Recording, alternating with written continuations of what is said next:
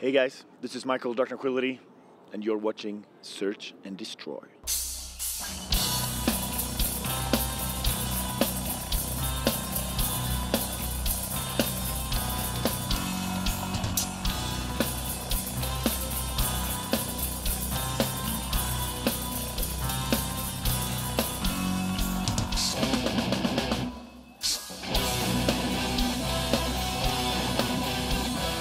He had a lot of really cool ideas when it came to songwriting and just general ideas in the beginning.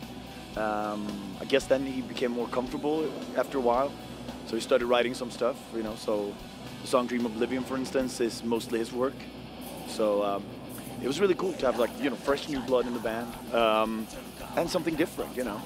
That always helps, you know. It kind of drove us along and inspired us a lot. So I think mostly that, but I think he will come into his own as a songwriter in the band for the next album for sure.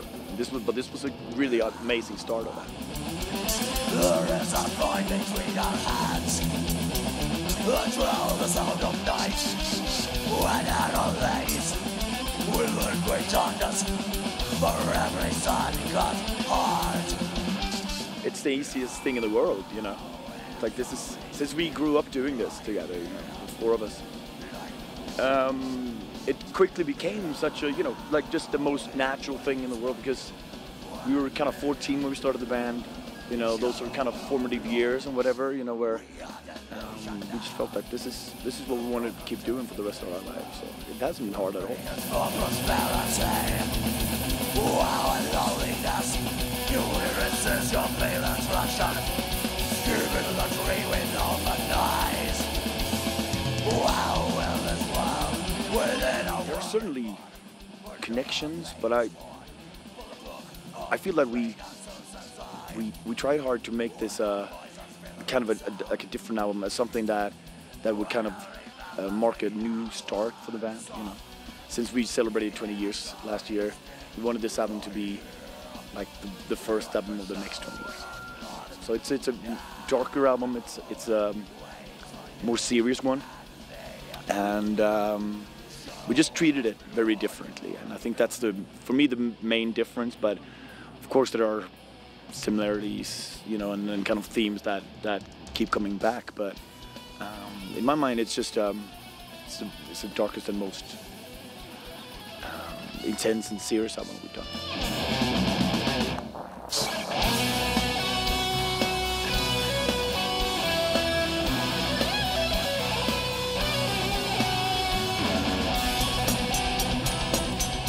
I wanted it to kind of reflect the emptiness, and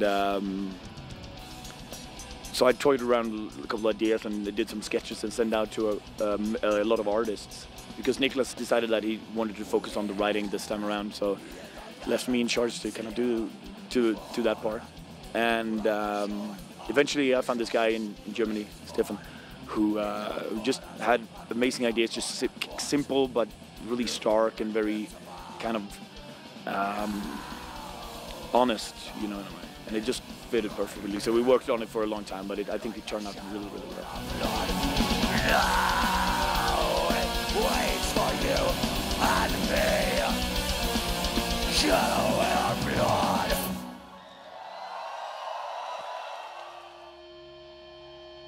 You know, we really loved his work on Fiction. Just the way of working like that, where we spend with 8-9 weeks, whatever, recording in Martin B's studio, and then we just ship it off to Tua, and he just does his magic, and it turns out amazing. It was just very, very comfortable to us, you know.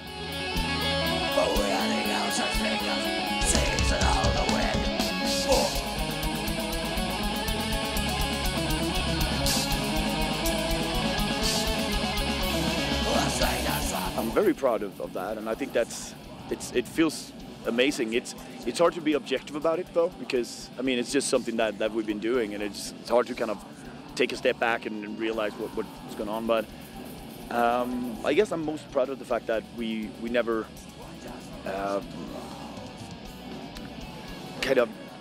we never looked outside of the band for advice or for you know, inspiration, whatever. It's just the six of us and our decision, our music, our passion that goes into the songwriting, nothing else, no one else.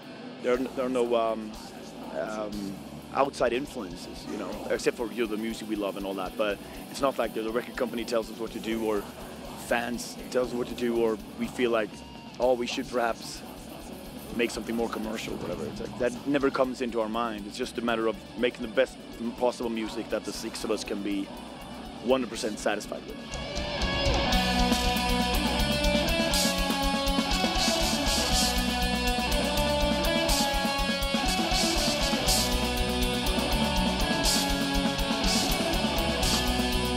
It was an awesome scene. I mean, it was a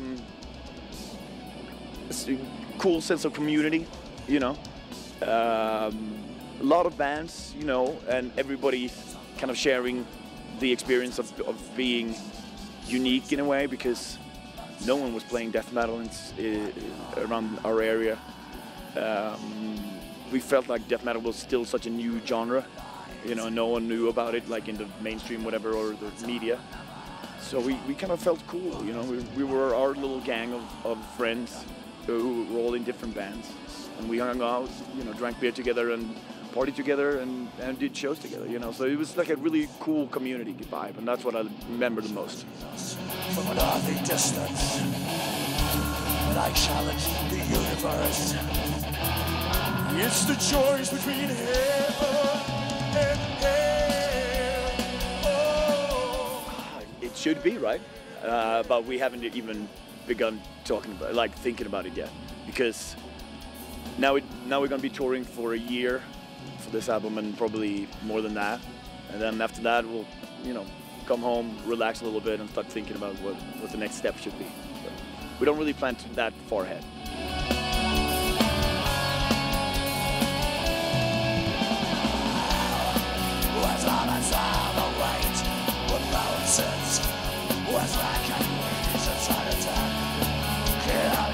It's definitely one of our most important albums, because it was the one where we felt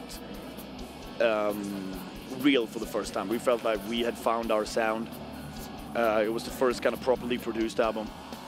It was the first that I sang on, obviously, so that makes it very special to me.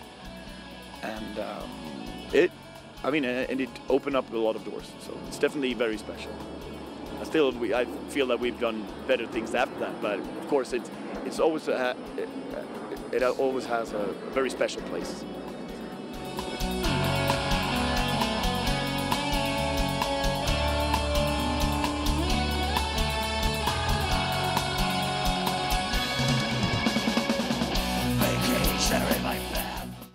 It's really about how we deal with the fact that we're not immortal, you know, as it should be. I mean, I kind of look back on the earlier albums as time capsules, you know, that kind of capture where we were at the time, you know, what we were up to, what we felt like doing, and what was going through our minds at the time. It's hitting it hard, for sure, you know. Kids don't really respect the fact that you spend so much time writing and recording an album, and you pay so much money to do it. But then again, for a lot of bands, I think it's a positive thing, you know, because it spreads the music and it's easier, more accessible to people who have a hard time finding the albums. But it's really tough, you know. And when we speak to the record company, they just go like, I don't know, you know, I don't know what we're gonna do. But hopefully there will be something new that will take its place, and something that means that the artist actually can make some money from releasing records. I'm just really, really happy to be here. This is awesome. We love coming here, and we loved the fact that we have the most devoted fans to come out to our show. So it's a privilege and a pleasure.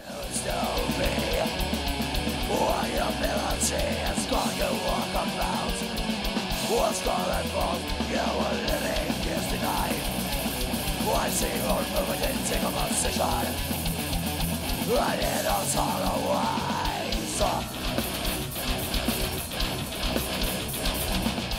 Search and destroy.